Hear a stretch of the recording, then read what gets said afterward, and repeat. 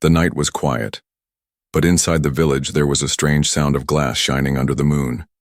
In the middle of the village square stood a glass tomb, tall and clear like ice.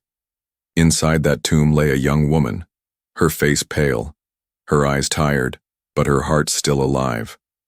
Her name was Alara, and her story was one of sadness, pain, and silent tears. The villagers had placed her there many months ago. They said she was cursed. They said she had no worth because she could not give birth. In this village, every woman was judged only by one thing: if she could give a child to a man, and Alara, though kind and gentle, was unable to do so. For that reason alone, she was punished with a cruel fate.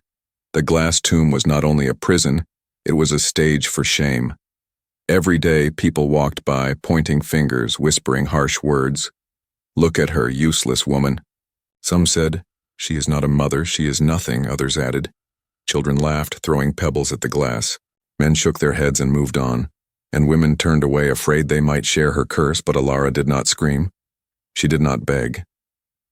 She sat inside the tomb, her hands pressed against the cold glass. Her eyes searched the sky every night. She whispered to the moon, "Will there be mercy for me?" Her voice was weak, but her spirit tried to stay strong. At night, the tomb grew colder. Her body shivered as the stars blinked above her. She dreamed of running away, of holding a baby in her arms. But when morning came, reality crushed her again. The glass walls were still there. The cruel faces of villagers still stood outside, and her heart broke a little more each day. Sometimes she remembered the time before the tomb. She had been full of laughter, singing, songs, walking freely through the fields. She had dreamed of love, dreamed of family, dreamed of happiness. But those dreams were stolen when the midwives declared she could not have children. The same night, the village elders decided her punishment, and by sunrise she was locked inside the glass coffin. Her parents did not stop them, her friends did not fight for her. Fear controlled them all, and so she was left alone. Alara's only company was silence. The tomb gave her no escape, only reflections of herself. She often saw her own face on the glass, pale and thin. She sometimes touched the glass, pretending it was the cheek of a child. Her lips formed lullabies, songs meant for babies she would never have. Her voice cracked, but she still sang because in her heart, she wanted to believe she was more than her curse. Days passed into weeks, weeks into months, seasons changed. The tomb was covered in snow, then warmed by sun. Still Alara remained inside, trapped between life and death. The villagers no longer cared. She was part of the village now, like a statue. But inside, her soul was fighting, her spirit refusing to die. Every time she closed her eyes, she imagined another life. In that life, she was walking in a meadow carrying a small child. In her arms, the child laughed, calling her mother, and she laughed back, her heart filled with joy. But then the vision shattered, replaced by the cruel sound of villagers mocking her. Her tears rolled down her cheeks, disappearing into the glass walls. One stormy night, thunder shook the sky. Rain poured on the tomb, covering it with a silver veil. Lightning flashed, and for a moment, Alara thought the tomb would break. Her heart pounded. She prayed for the glass to shatter. But when the storm passed, the tomb stood strong, and she fell back into the corner, exhausted, hopeless, yet still alive. Her story spread outside the village. Travelers spoke of the strange glass tomb and the cursed woman inside. Some came to see, curious or cruel. Others shook their heads in pity but did nothing to help. And Alara, trapped inside, watched them come and go, her heart whispering, "Is there no one brave enough to see me as human?" The suspense grew with each passing day. She wondered if she would die in this prison. She wondered if anyone would dare to stand against the village. Her hope was weak, but it was not gone. She still believed deep in her heart that her story was not over, that somewhere out there a person would come who could change her fate. And so inside the tomb, Alara waited, her eyes glowing with the last spark of hope, her soul whispering to the night sky, "Let someone come. Let someone hear me." And in that silence the world held its breath, because the story of the glass tomb was only beginning. The morning sun rose again, and the first rays of light touched the glass tomb.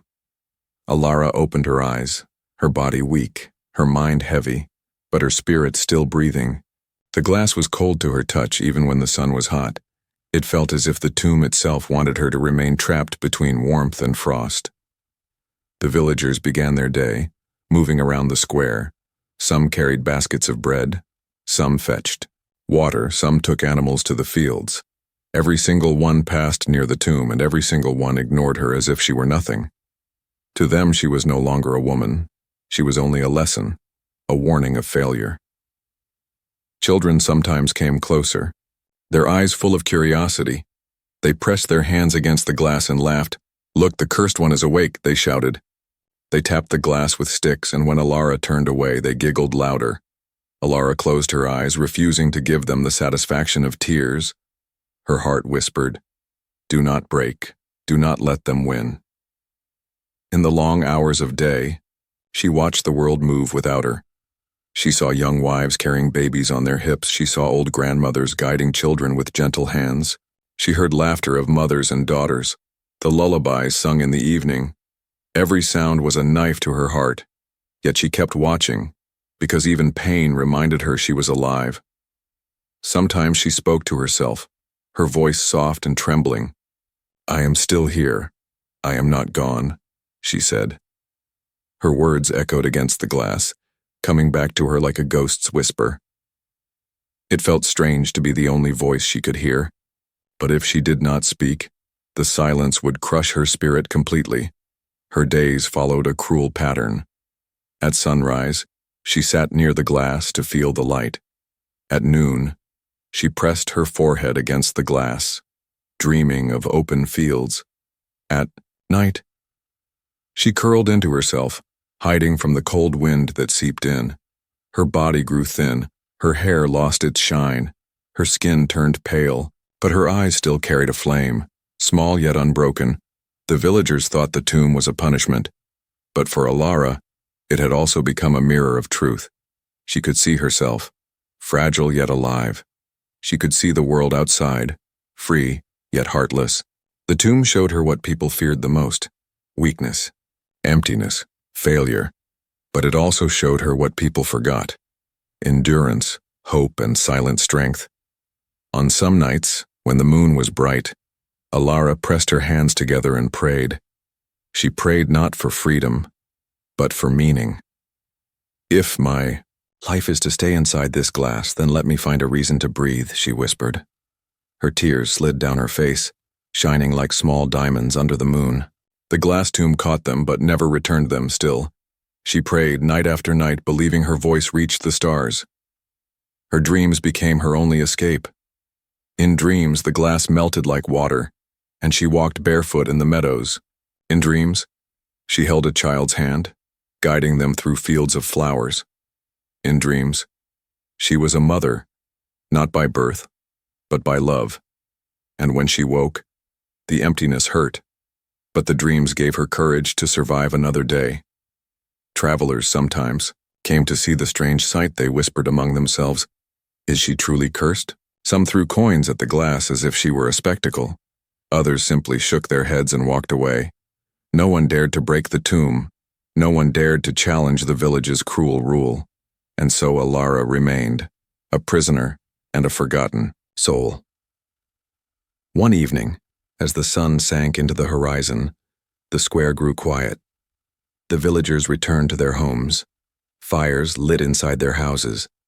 Alara sat in silence, watching the last glow of light fade. Her reflection looked back at her, a woman trapped in a cage of glass. She leaned against the wall, her lips trembling. "Will I die like this?" she whispered to herself. The words hung heavy in the air as if the tomb itself swallowed them. But in that moment, something stirred in her heart. A small defiance, a stubborn fire. "No, I will not let this tomb kill me," she thought. "I may be trapped, but my soul belongs to me." Her fists clenched, her eyes shone with determination. She could not break the glass, but she could keep her spirit alive. She could keep her hope alive. even if the whole village wanted her to fade. Night after night, Alara began to tell herself stories of heroes who rose from suffering, stories of mothers who found children in unexpected ways, stories of people who proved their worth without following cruel rules. Her voice was weak, but each story gave her strength. She realized she was not only surviving, she was preparing for the day something or someone might change her fate. The glass tomb was her prison, but it was also her test. It broke her body, but it could not break her will. The villagers thought she was worthless, but inside, she was slowly becoming stronger than them all. And though she did not know it yet, her life inside the tomb was leading her toward a destiny greater than the village could ever imagine. The days inside the glass tomb felt endless. Alara had counted the moons. She had counted the suns. Yet time itself became a blur. Her hope was thin, but she still carried it like a hidden flame. And then, one evening, something changed. A stranger walked into the village. He was not dressed like the others. His clothes were worn by travel, dust resting on his boots. His eyes carried both strength and kindness, a rare mixture in a world so harsh. The villagers gathered around him, curious about the outsider, but he ignored their chatter. His gaze fixed on the strange sight in the middle of the square. There, standing like a cruel monument, was the glass tomb. Inside, the pale figure of Alara sat quietly, her face turned toward the ground. The stranger's brows furrowed, his heart uneasy. "What is this?" he asked the nearest villager. The villager smirked and replied, "That is the cursed woman, the barren one. She cannot give life, so we buried her alive in glass." The words cut through the air, cold and cruel. The stranger's jaw tightened, his fists clenched. "Buried? She is breathing," he said firmly. "She is alive." But the villagers only laughed. "To us, she is as good as dead," one said. "She has no worth, no family, no child, no future." Another added. The stranger shook his head in disbelief. He turned back to the tomb and his eyes locked with Alara's for the very first time. Alara blinked in shock. It had been so long since someone looked at her with anything but disgust or pity. This man's eyes were different. They were steady, human, and filled with a question she had almost forgotten existed. Why? She felt her breath catch, her heart beating fast against her chest. She wanted to look away, but something in his gaze held her. The stranger stepped closer, ignoring the murmurs of the crowd. He pressed his hand against the glass. On the other side, Alara's hand trembled as it slowly rose. Her fingers touched the same spot from within, separated by the cold wall. For a moment, it was as if the tomb had disappeared, as if two souls, broken and searching, had finally found each other. "What is your name?" he asked softly through the glass. His voice was low, almost a whisper, but Alara heard it. Her lips parted, but no sound came at first. Then, with all the strength she could gather, she whispered, "Alara." The stranger repeated it, his tone respectful, as if her name was something precious. And for the first time in years, she felt like a person, not a curse. The villagers grew restless. "Leave her be," one of them barked. "She is not worth your time," another shouted. But the stranger did not move, his eyes never leaving Alara's. Instead, he asked, "How long have you been here?" Her eyes filled with tears. She raised two trembling hands, showing many moons, he understood, his heart sinking. So many months, maybe years, trapped in silence and shame. That night, the stranger stayed in the village. He sat near the tomb even after the villagers had gone to sleep. He spoke to Alara through the glass, telling her stories of the world beyond. He spoke of mountains higher than the sky, of rivers wider than the roads. He spoke of places where women were not punished for what they could not give. Alara listened, her soul drinking in every word like rain on dry soil. She had forgotten what kindness sounded like. She had forgotten what hope could feel like. And now, this stranger's voice reminded her of both. "Why do they keep you here?" he asked again, his tone heavy with sorrow. Alara lowered her head. shame washing over her. With a weak voice, she said, "I cannot give life. I cannot be a mother. So they buried me alive in glass." The stranger closed his eyes, pained by the cruelty of it. "Your worth is not measured by a child," he said firmly. "You are human. You are alive. And that is enough." Her eyes widened, her lips trembling. No one had ever spoken such words to her, not even once. For years, she had been told she was nothing, and now this single man told her she was enough. The village elders grew suspicious of the outsider. They warned him to stay away from the cursed woman. "Leave her to her fate," they demanded. But the stranger only answered with silence, his eyes still fixed on Alara. He was not like them. He could not look at her suffering and walk away. Inside his heart, a decision was forming, one that would change both their lives. As the night deepened, Alara lay against the glass, her eyes heavy with exhaustion, but her heart strangely alive. She did not know his name. She did not know his story. But she knew this. He had seen her, truly seen her, and that was something no one had done in so long. The wind howled through the empty square. The stranger pulled his cloak tighter but did not move from his place. He whispered to the glass. His words meant only for her. "Hold on, Alara. Your story is not over yet." Her eyes filled with tears. Her lips curved into the faintest smile. For the first time since her imprisonment, she dared to believe. And in the silence of the village, hope returned to the glass tomb. The night was darker than usual. The clouds covered the moon, and the village lay silent under the weight of sleep. Inside the glass tomb, Alara rested against the wall, her eyes half closed, her heart still carrying the warmth of the stranger's words. For the first time in years, she did not feel completely invisible. She did not feel completely lost. Someone had seen her. Someone had spoken to her as if she was human again. The stranger had not gone far. He stayed in a small hut at the edge of the village, but his thoughts never left the square. Every time he closed his eyes, he saw Alara trapped in that cruel coffin of glass. Her pale face, her trembling hands, her silent tears haunted him. He could not understand how an entire village could let such cruelty exist, and he could not forgive himself if he simply walked away. He whispered to himself, "No, I cannot leave her. She deserves freedom. She deserves life." The decision burned in his heart like fire. He knew the risk.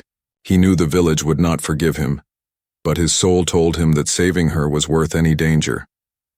When midnight arrived, he rose from his bed and stepped into the darkness. His footsteps were soft against the earth, his cloak blending into the night. The streets were empty. The windows of houses glowed faintly from dying fires. The only sound was the distant cry of an owl. He carried no weapon, only courage. And in his heart, a promise he had made to her eyes. The square was silent, the glass tomb shining faintly under the clouded sky. Alara sat inside, awake, her body tense. She had felt something in the air, a strange pull, as if destiny itself was moving closer.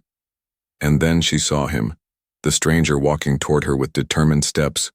Her breath caught, her hands pressed against the glass, her heart racing. He reached the tomb and pressed his hand against it. His voice was low but strong. "Tonight I will set you free." Her eyes widened, tears rushing to her face. "Free," she whispered, almost afraid to believe it. He nodded, his jaw firm. "Yes, Alara, no human should live like this. Not while I breathe." He studied the tomb, its surface thick, its edges sharp where the light caught. The villagers had built it to last, to be unbreakable. But the stranger's will was harder than glass. He searched the ground, and soon his hand found a heavy stone. He gripped it tightly, his knuckles white, his heart steady. Alara watched in silence, her body trembling with both fear and hope. If he failed, the punishment for him would be worse than hers. But something inside her whispered that he would not fail, that he was the answer to the prayers she had whispered, to the stars. The stranger raised the stone high and slammed it against the glass. The sound shattered the silence of the night, echoing across the square. A crack appeared, thin but real, crawling across the tomb like lightning. Alara gasped. Pressing her hands against the crack, the stranger struck again, his arms fueled by rage and determination. The glass groaned, another crack splitting across its side. Inside the nearby houses, dogs barked, children stirred. But the villagers did not rise, thinking it was only the stormy wind. The stranger struck again and again, until finally the tomb gave way. A loud crash filled the square as shards of glass fell like rain. The tomb that had held Alara for so long was broken, lying shattered at her feet. Alara stumbled forward, the air rushing against her skin. Her knees shook, her body weak after years of confinement, but she was free. She was breathing outside, the glass for the first time in so long, her eyes filled with tears as she looked at the stranger. Her lips trembled as she whispered, You saved me." He reached out his hand and said, "No, Alara, you saved yourself by holding on. I only helped you walk out." Her fingers slid into his, fragile but full of trust, and together they stepped away from the broken tomb. The night wind wrapped around her like a long-lost friend. She lifted her face to the sky, feeling the cold rain touch her skin. Every drop was freedom, every drop was life, but danger was not far. The sound of breaking glass had reached some ears. From a distance, lights flickered as villagers lit their torches. Voices rose, angry and loud. "The tomb is broken! The cursed one is free!" Alara's heart jumped in fear, her body frozen, but the stranger tightened his grip on her hand.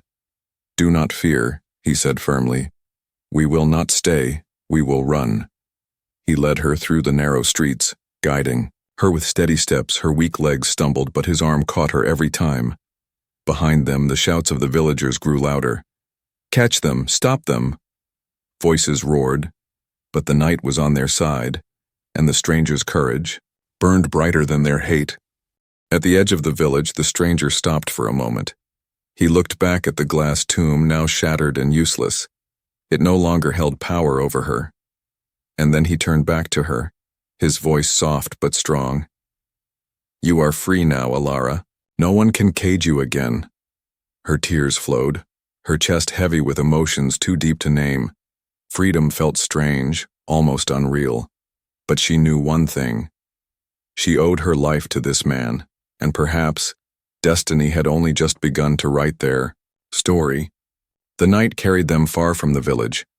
Alara stumbled many times, her legs weak after years inside the glass tomb. But the stranger never let go of her hand. He pulled her forward with patience. Every step she took felt unreal, as if she was walking in a dream. The trees whispered around them. The wind carried the smell of rain and earth. For the first time in years, Alara breathed the world without a barrier. Each breath was sharp, heavy, alive.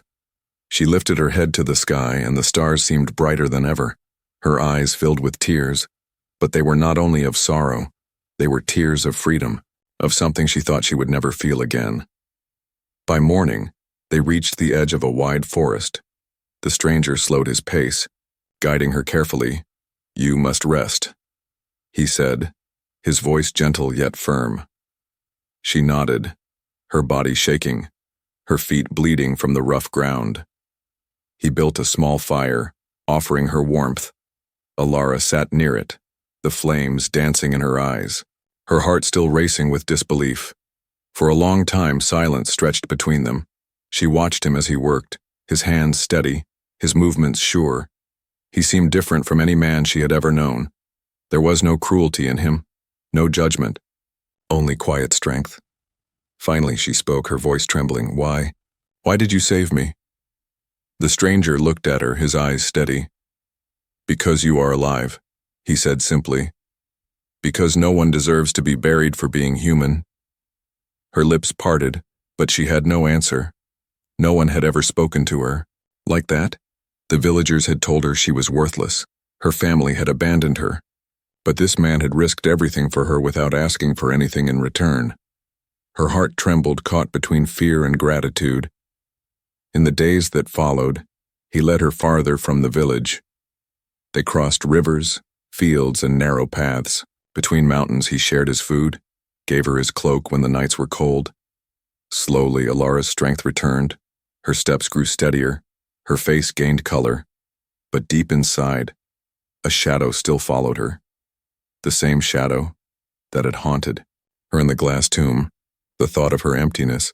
One evening as the fire crackled, Alara whispered, "You don't understand. I cannot give you what other women can." Her voice broke, her hands clutching her chest. "I cannot be a mother.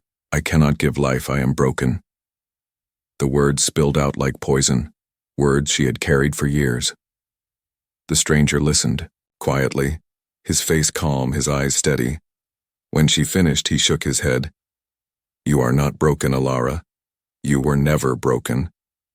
Her eyes widened, her tears falling faster. "How can you say that? Everyone said I am nothing without a child." He leaned closer, his voice firm. "Because a child does not make a soul worthy. Kindness does, courage does, love does, and you have all three." Her breath caught, her heart pounding. No one had ever challenged the cruel voice of the village before.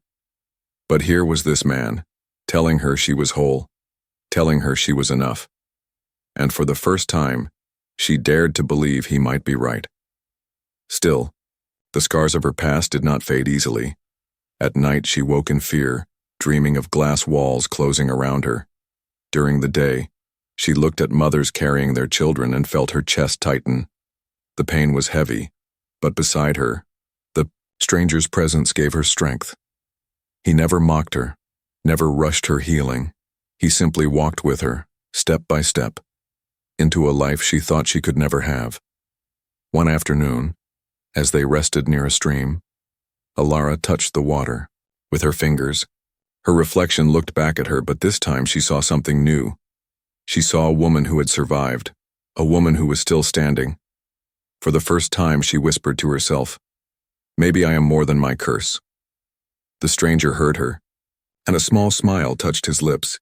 "Yes, Alara," he said softly, "you are much more." Days turned into weeks, and slowly, the fear in Alara's heart began to loosen. She laughed for the first time, a sound soft and unfamiliar even to her own ears. The stranger looked at her and thought it was the most beautiful sound he had ever heard. The world was still uncertain, their path still unknown, but every step away from the village was a step into freedom, and every moment they shared built something stronger than chains. It was not just survival, it was the beginning of trust, the beginning of belonging. Alara knew her journey was not finished. The past still haunted her, the future still frightened her, but she also knew one truth. She was no longer alone, and with the stranger by her side, every breath felt like a new beginning. The days of travel slowly shaped into weeks. Alara's body grew stronger, her steps steadier, but her heart was still heavy. Freedom had given her air to breathe, yet the emptiness inside remained, the emptiness of knowing she could never hold a child of her own. The stranger noticed the shadow in her eyes. He never asked, but he knew her silence carried wounds deeper than words. He let her walk at her own pace. He let her rest when she needed. And each night he sat by the fire, speaking of places far beyond the mountains. Alara listened, but her heart always returned to the same thought. I am free, but I will never be a mother. One morning, after a long journey, they reached a small house at the edge of a valley. The stranger pushed open the wooden door, inviting her inside. The air smelled of bread, of warmth, of home. Alara stepped in cautiously, her hands trembling. The house was simple but filled with life. Flowers on the windows, drawings on the walls. And then she heard it. A small laugh, light and pure. From the next room ran a little girl, no older than 6. Her eyes were wide with innocence, her hair tied in a messy braid. She rushed into the stranger's arms, her voice bright. "Father, you are home." Alara froze, her breath catching. This man, the one who freed her, was not only a traveler, he was a father. The girl noticed Alara standing quietly near the door. She tilted her head, curious, but not afraid. "Who is she?" the girl asked, her small fingers clutching her father's cloak. The stranger smiled softly. "She is my friend. Her name is Alara." The child's eyes sparkled. "Hello, Alara," she said with a shy wave. Alara's lips trembled, but she whispered back, "Hello." Her voice filled with wonder. Days passed in the little home. The girl's laughter filled the air, her tiny footsteps echoing through the rooms. She often pulled Alara into her games, showing her dolls, singing her songs. At first, Alara was hesitant, her hands shaking whenever the child reached for her. She feared she was unworthy. She feared she would break the fragile joy of the little one. But the girl never hesitated. She simply loved with an open heart. And slowly, Alara found herself smiling, laughing, even holding the girl close. One evening, as the sun set behind the hills, the girl climbed into Alara's lap. Her small fingers touched Alara's face, tracing the lines of sorrow. "Why do you always look sad?" the child asked innocently. Alara's heart cracked, her eyes filled with tears. She whispered, "Because I thought I could never be a mother." The girl tilted her head, confused. "But you are already one." Alara gasped. Her breath stuck. In her throat, the child hugged her tightly, whispering, "You are my mother now." The words pierced through Alara's soul like light through darkness. Her tears fell freely, soaking the child's hair. She had dreamed of this moment in the tomb. She had prayed for it under the stars. And now, it had come not through birth, but through love. She held the girl closer, her heart trembling with both joy and disbelief. "Am I truly your mother?" she whispered, almost afraid to ask. The child nodded firmly. "Yes, because I chose you." The stranger stood at the doorway, watching silently. A soft smile touched his lips as he saw the bond forming. He knew the girl had longed for a mother. He knew Alara had longed for a child, and fate had brought them together in a way more powerful than blood. When Alara looked up at him, her tears shining, he nodded. "You see, Alara," he said gently, "motherhood is not only about giving birth, it is about giving love." That night, Alara lay awake with the girl curled beside her. The child's small hand clutched her arm. Her breathing soft and steady, Alara stared at the ceiling, her heart overflowing. The years of shame, the years of loneliness, the glass tomb, all seemed far away, for in this moment she was not cursed, she was not empty. She was a mother, chosen and loved. Days turned into a new kind of life. Alara cooked with the girl, taught her little songs, brushed her hair. Every moment felt like a gift, every laugh a treasure. She discovered that motherhood was not about what she lacked, but what she gave. She gave comfort when the child cried. She gave laughter when the child played. She gave love, endless and pure. And in return, she received something she thought was impossible: belonging. Sometimes the memories of the village haunted her. She remembered the whispers, the laughter, the cruelty. But now, when those voices echoed in her mind, she looked at the little girl and smiled, because this child was proof that they had been wrong. She was not worthless. She was not cursed. She was needed. She was loved. She was more than enough. And so the glass tomb became nothing but a memory. What once defined her was shattered forever. In its place grew a bond stronger than walls, stronger than shame, stronger than fear. Alara had found her child, and her child had found her. Together, they built a new world, a world where motherhood was not written in blood, but in love. The seasons turned quietly in the valley. The house of the stranger became more than shelter. It became a home filled with love.